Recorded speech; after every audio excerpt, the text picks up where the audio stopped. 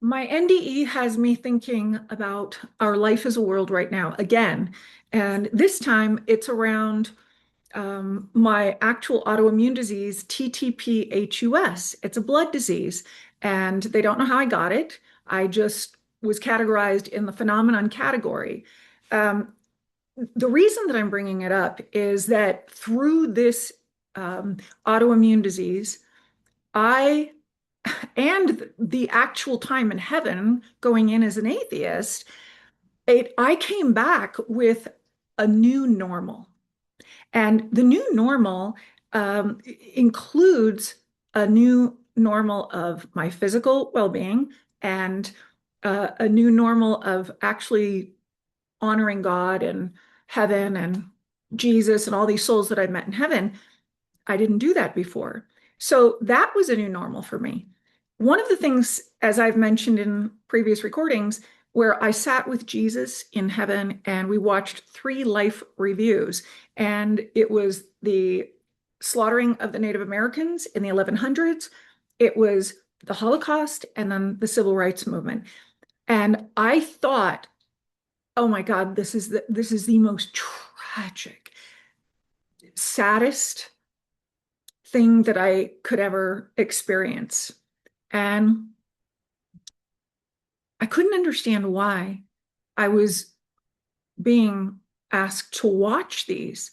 I thought coming back, I just had to share, what God's first message to me was acceptance is synonymous with love.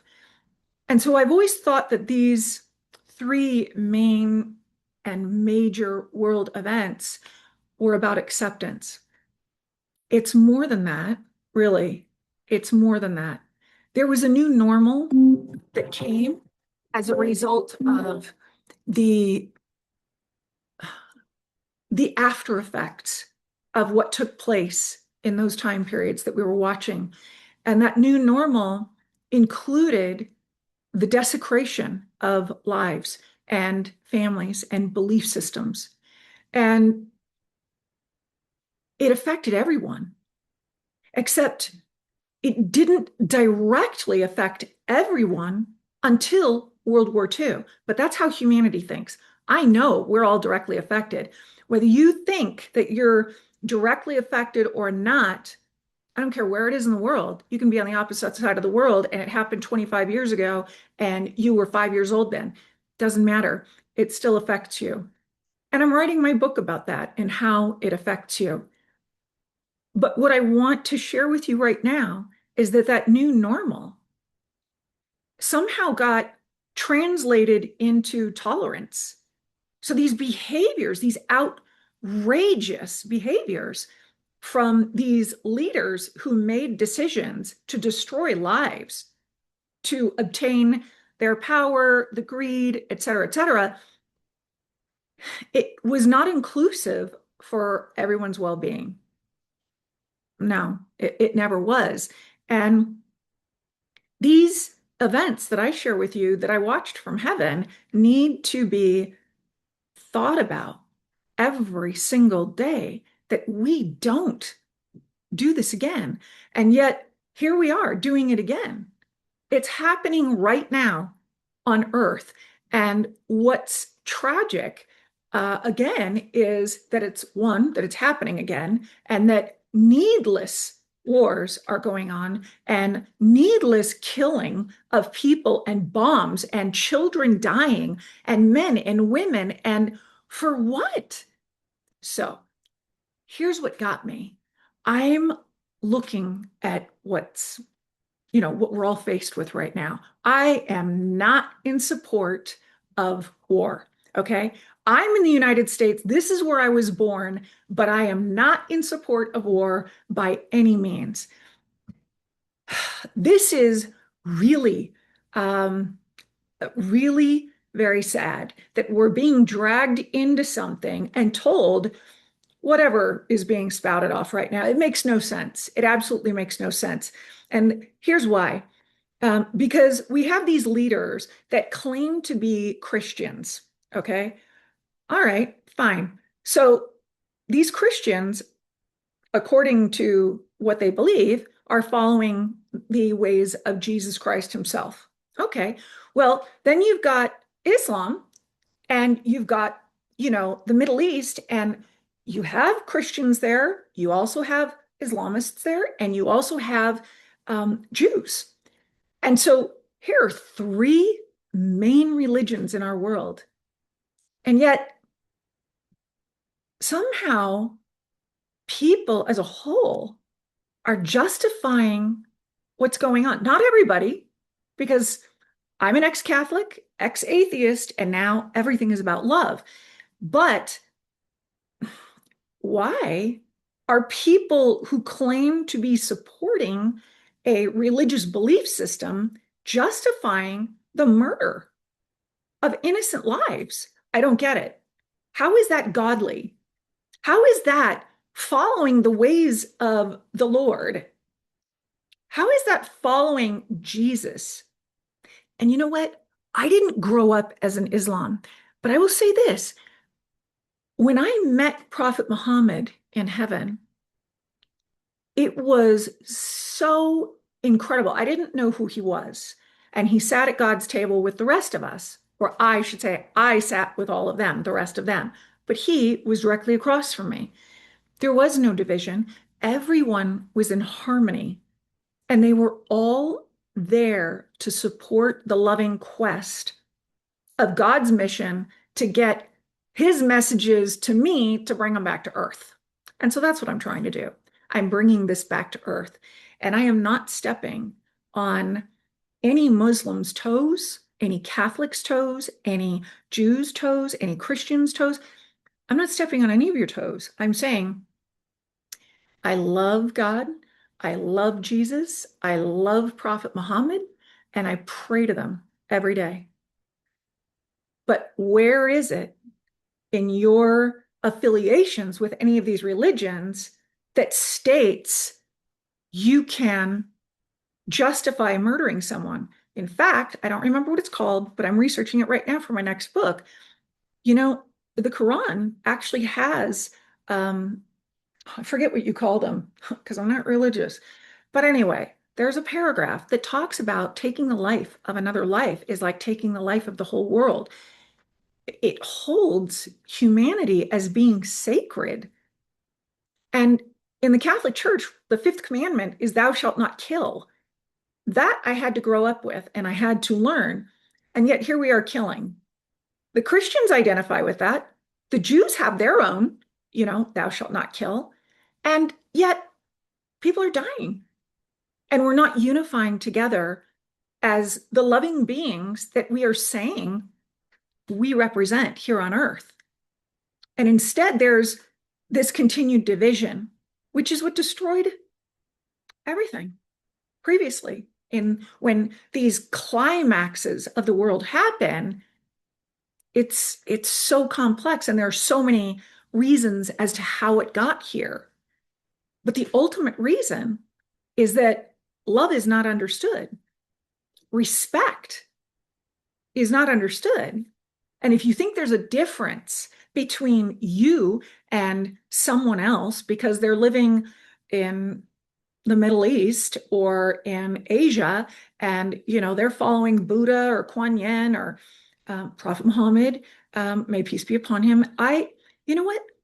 It doesn't matter. It doesn't matter. Everyone is trying to honor their highest self and love. So this is what we need to remember is all of these religions were created with the intent of bringing about peace and harmony for everyone.